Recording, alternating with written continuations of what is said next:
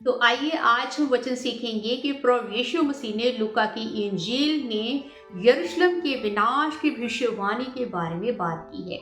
ये यरूशलेम के विनाश की भविष्यवाणी की है। आपको क्या लगता है, क्या यरूशलेम सचमुच शहर की बात की गई है?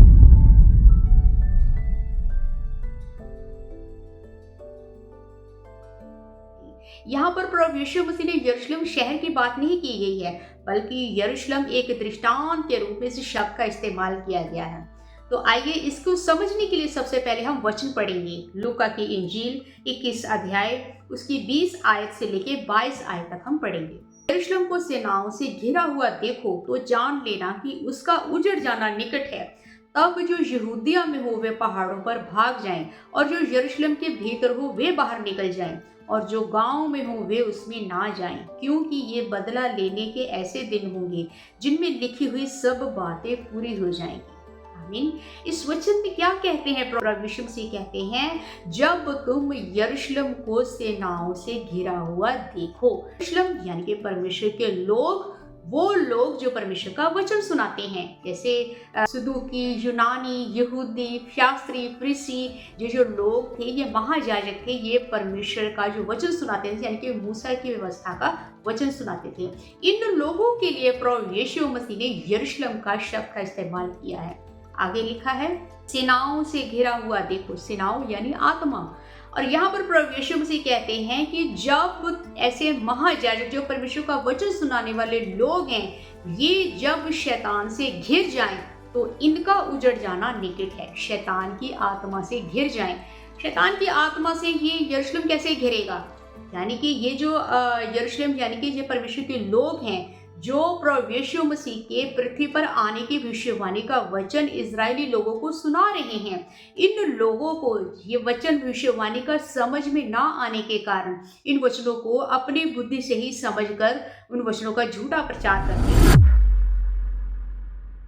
और झूठा प्रचार यानी झूठ किसका है? शैतान का झूठ है। शैतान का आत्मा इनके अंदर समाता है और झूठे वचन का प्रचार करता है। तो लोगों को इसी कारण, इन गलत वचनों को सुनने के कारण, वो प्रभु यीशु मसीह को पहचान नहीं पा रहे थे कि प्रभु यीशु मसीह ने ही इस भविष्यवाणी को, परमेश्वर की भविष्यवाणी को पूरा किया है। यानी कि जब ये शास्त्री फरीसी लोग झूठे वचनों से घिर जाएं, शैतान की आत्मा से घिर जाएं, तब इनका उजड़ जाना निकट है, तब इनका अंत हो जाना निकट है। यानी कि ये परमेश्वर की जिन्होंने पदवी ली है, शास्त्री फरीसी जो ऊंचे ऊंचे पद पर बैठे हैं और परमेश्वर के वचनों का प्रचार करते हैं, इनका अंत हो जाना नजदीक है। आगे देखिए इस वचन में क्या लिखा है, तो यो यहूदिया में हो वे पहाड़ों पर भाग जाएं।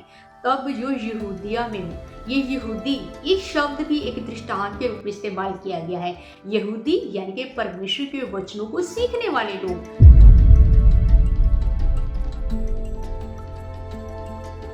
प्रभु यीशु मसीह के जो 12 चेले थे वो यहूदी थे, और वो प्रभु यीशु मसीह के वचनों को सीखने वाले लोग थे। वो शास्त्री फरीसी की शिक्षा उन्होंने ली हुई थी, लेकिन वो प्रभु यीशु मसीह से जब उन वचनों को सीखते थे तो पवित्र शास्त्र में ढूंढते थे कि क्या प्रभु यीशु मसीह जो हमें वचन सिखा रहे हैं, वो वचन सचमुच पवित्र शास्त्र में जो भविष्यवाणी की गई है, क्या वही है? जब वो चेक करते हैं तो प्रभु यीशु मसीह के वचनों को स्वीकार करते हैं और पर विश्वास करते हैं कि यही परमेश्वर का पुत्र है। इसलिए जो वचनों को सीखने वाले लोग हैं, तन मन से इन वचनों को सीखने वाले हैं, जो सच्चे वचनों की खोज में रहते हैं, ऐसे लोगों के लिए प्रभु यीशु मसीह ने यहूदी का इस्तेमाल किया है। आगे लिखा है, पहाड़ों पर भाग जाएं। आपको क्या लगता है, जो सचमुच पहाड़ हैं, सिय्योन पहाड़ है और बहुत सारे जैतून पहाड़ हैं, ऐसे पहाड़ों पर भाग जाना है? भाग जाने के लिए प्रभु यीशु मसीह ने कहा है? नहीं। पहाड़ भी यहाँ पर एक दृष्टांत के रूप में इस्तेमाल किया गया है शब्द। जैसे हम देखते हैं कि मूसा के समय के अंदर, मूसा के समय में सिय्योन पहाड़ पर परमेश्वर का दर्शन होता है जलती झाड़ी के रूप में मूसा को। तब मूसा जो है वो पिता परमेश्वर से बातें सीखता है, उनके वचन को सुनता है, और परमेश्वर जो है वो पहाड़ पर ही उसको दर्शन देकर कहते हैं कि तुम मेरे लोगों को यानी इजरायलियों को मिस्र की गुलामी से आज़ाद करवाओ। और मिस्र की गुलामी से आज़ाद करवाने की शिक्षा वो पहाड़ पर ही पिता परमेश्वर से मूसा लेता था। यानी कि वो स्थान जहाँ पर परमेश्वर का आत्मा शिक्षा दे, उस स्थान को पहाड़ कहा गया है। और प्रभु यीशु मसीह के समय में वो पहाड़ कहाँ है? जहाँ पर परमेश्वर के राज्य की शिक्षा मिलती है, प्रभु यीशु मसीह। वो प्रभु यीशु मसीह ही वो पहाड़ है जहाँ पर परमेश्वर के राज्य का वचन सिखाया जाता है, सुनाया जाता है, सच्चे वचन को। इसीलिए कहा है, यानी कि उन शास्त्रीय कृषियों को छोड़कर, उनकी शिक्षाओं से बाहर निकलकर प्रभु यीशु मसीह के पास आकर उस स्वर्ग के राज्य का वचन सीखना है। उस पहाड़ यानी कि उस स्थान पर जाना है, यहाँ पर प्रभु यीशु मसीह वचनों को सिखाते हैं। प्रभु यीशु मसीह जगह जगह जाकर वो सेवकाई करते हैं, वचनों को सिखाते हैं और वचनों को सिखाते हैं, वही वो पहाड़ है। उन पहाड़ों पर भाग जाने के लिए प्रभु यीशु मसीह ने कहा है। तो आगे हम देखते हैं कि जो यरूशलेम के भीतर हो वे बाहर निकल जाएं। यरूशलेम के भीतर हो यानी कि जो शास्त्री, फरीसी, सदूकी, यूनानी ये जो झूठी शिक्षाएं दे रहे हैं, इन झूठी शिक्षाओं और इन लोगों के स्थानों से बाहर निकलना है और बाहर निकलकर प्रभु यीशु मसीह के पास आना है और स्वर्ग के राज्य का वचन सीखना है। झूठी शिक्षाओं से बाहर निकलने के लिए प्रभु यीशु मसीह ने कहा है जो यरूशलेम के भीतर है वो वहां से बाहर निकल आए। आगे हम देखते हैं क्या कहते हैं, जो गांव में हो वे उसमें ना जाएं। उन लोगों को पहाड़ पर जाने के लिए मना किया है जो परमेश्वर के वचनों के ऊपर विश्वास नहीं करते, जो परमेश्वर के वचनों के उलट चलते हैं, जैसे मोआबी, अमोनी, ऐसे जो लोग थे, जो बेबीलोन जैसे लोग थे। इन लोगों के लिए कहा है कि जो गांव में हो वो गांव में ही रहे, यानी कि वो पहाड़ पर ना जाए, क्योंकि उनके लिए ये वचन नहीं है। वचन ये उनके लिए जो परमेश्वर के वचनों के ऊपर चलने वाले लोग हैं। जो ये उस समय की बात है, प्रभु यीशु मसीह के समय में प्रभु यीशु मसीह को परमेश्वर ने अपने लोगों के पास भेजा ताकि इजरायली कौम को परमेश्वर का वचन सुना के परमेश्वर के राज्य में लाया जा सके। उन लोगों के लिए बात की गई है। आगे क्या लिखा है, क्योंकि ये बदला लेने के ऐसे दिन होंगे जिनमें लिखी हुई सब बातें पूरी हो जाएंगी।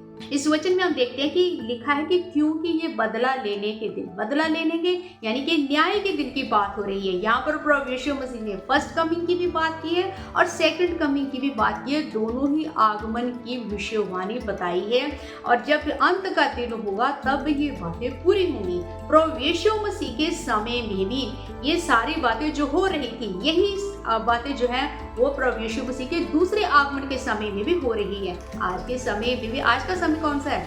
आज का समय प्रभु यीशु मसीह की दूसरी आमद का समय, और दूसरी आमद का जो समय है उस समय में स्वर्ग के राज्य का वचन कहाँ है? प्रकाशित वाक्य की किताब के अंदर। लेकिन प्रकाशित वाक्य की किताब के अंदर जो वचन है, उन वचनों का क्या ये आज के समय में चर्चेस के अंदर जो पास्टर्स लोग हैं, क्या ये सचमुच सच्चे वचन का प्रचार कर रहे हैं? ज्यादातर तो इन वचनों का प्रचार होता ही नहीं है। वहाँ आजकल चर्चेस के अंदर प्रकाशित वाक्य का वचन सिखाते ही नहीं है। अगर कोई सिखाता है तो वो वचन अपनी बुद्धि से समझकर ही इन वचनों को बढ़ाकर, घटाकर, जोड़कर अपनी बुद्धि से समझकर इन वचनों को सिखाता है। वचनों को, झूठे वचनों को, वो झूठे वचन है, वो शैतान के वचन है। जो वचन अपनी बुद्धि से सिखाए जाते हैं, जो समझे जाते हैं, वो शैतान के वचन है, वो परमेश्वर के वचन नहीं है। लेकिन आज के समय में शैतान के वचनों का ही प्रचार करते हैं, अपनी बुद्धि से समझकर ही प्रचार करते हैं। वो इसलिए करते हैं क्योंकि उनको वचन समझ में नहीं आता कि प्रकाशित वाक्य के अंदर भविष्यवाणी की बातें जो हैं, जब भविष्यवाणी पूरी होने की जो बातें हैं, उन बातों में क्या लिखा है उन्हें समझ में नहीं आता। क्यों समझ में नहीं आता? क्योंकि प्रकाशित वाक्य का जो वचन है किताब के अंदर, वो दृष्टांतों में लिखा है और उन दृष्टांतों को सबसे पहले प्रचार हो या कलीसिया हो, उन वचनों को पहले सीखना पड़ेगा।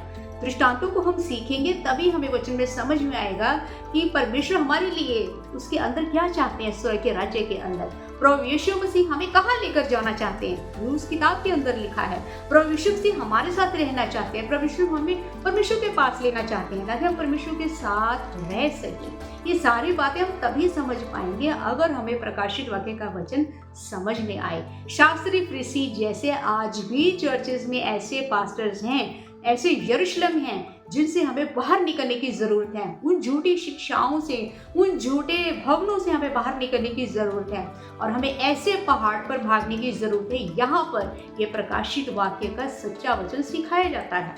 प्रकाशित वाक्य का सच्चा वचन कहाँ सिखाया जाता है? प्रकाशित वाक्य की जब आप किताब पढ़ोगे तो उसमें प्रकाशित वाक्य में 10 अध्याय में एक व्यक्ति को प्रभु यीशु मसीह ने चुना है और उस व्यक्ति को प्रभु यीशु मसीह ने जिसे चुना है उसके ऊपर इन दृष्टांतों को रिवील किया है। ये प्रकाशित वाक्य की किताब जो मोहरबंद थी, ये किताब प्रभु यीशु मसीह ने स्वर्गदूत को दी, ताकि स्वर्गदूत उस व्यक्ति को ये किताब दे, खोलकर किताब को, जिस व्यक्ति को प्रभु यीशु मसीह ने चुना है।